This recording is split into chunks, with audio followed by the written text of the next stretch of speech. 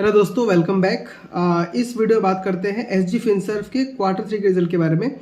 सिर्फ 3 मिनट के अंदर आपको बताने वाला हूं कि रिजल्ट कैसा हुआ है। तो रिजल्ट बहुत अच्छा हुआ है। अगर हम उसके रेवेन्यू को देखें तो 86 करोड़ हो चुका है, जो कि पिछले क्वार्टर में सिर्फ 42 करोड़ का था, यानी कि रेवेन्यू डबल से ज़्यादा हो चुका है। वहीं प्रॉफिट आफ्टर टैक्स अगर देखें तो 32 करोड़ का है, जो कि पिछले क्वार्टर में लगभग 24 करोड़ का था। तो वहाँ पे आपका 37% का ग्रोथ है और 30% का ग्रोथ दिख रहा है। और कंपनी ने आगे क्या गाइड किया है कि हम लोग का जो प्रॉफिट है इस पूरे साल में वो 120 करोड़ का रहेगा। और पिछले साल में कंपनी का जो प्रॉफिट था वो लगभग 80 करोड़ का था। तो 80 करोड़ से 120 करोड़ का मतलब कंपनी का जो प्रॉफिट है वो 50% से ग्रो करने वाला है। और अभी अगर मैं कंपनी का वैल्यूएशन देखूं तो कंपनी हमको लगभग 17 से 18 के प्राइस ट्रेडिंग पे मिल रहा है। तो कंपनी का वैल्यूएशन बहुत सस्ता हो चुका है। और कंपनी ने हमको ये गाइड किया है कि हम आगे आने वाले FY30 तक 2030 तक हम लोग का जो प्रॉफिट आफ्टर टैक्स है पूरे साल का वो 120 करोड़ से बढ़कर 375 करोड़ पे हो जाएगा, जो कि हर साल आपका 30% का CAGR मिलने वाला है। वहीं अगर AUM ग्रोथ को देखें तो 3200 करोड़ का भी है, वो बढ़ के हो जाएगा लगभग 7500 करोड़ का। वहाँ भी आपको 20% का ग्रोथ दिख रहा है।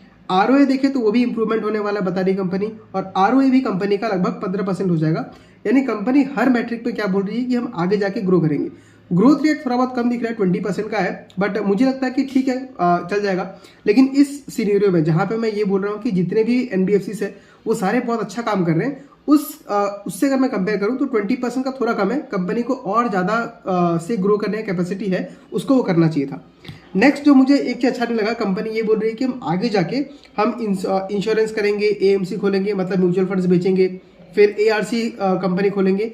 मतलब जिन बैंक का लोन खराब होता है वो लोन ये लोग लेके ये लोग क्या करेंगे, उसको जिन्होंने नहीं दिया उसे मतलब लोन का वापस वो लेंगे। मतलब ARC क्या होता है कि जो बैंक का लोन खराब हो गया वो आपने खरीद लिया और आप पैसे को वापस लेने का अपना सिस्टम करेंगे। तो मुझे ये सिस्टम समझ में नहीं आ रहा। आपका काम है सप्लाई चेन फाइनेंस करना। जैसे मान लीजिए कोई बहुत बड़ी कंपनी है तो उसके नीचे जो जो लोग आते हैं उनको आप पैसे देते हो, लैंड करते हो बिजनेस को बढ़ाने के लिए।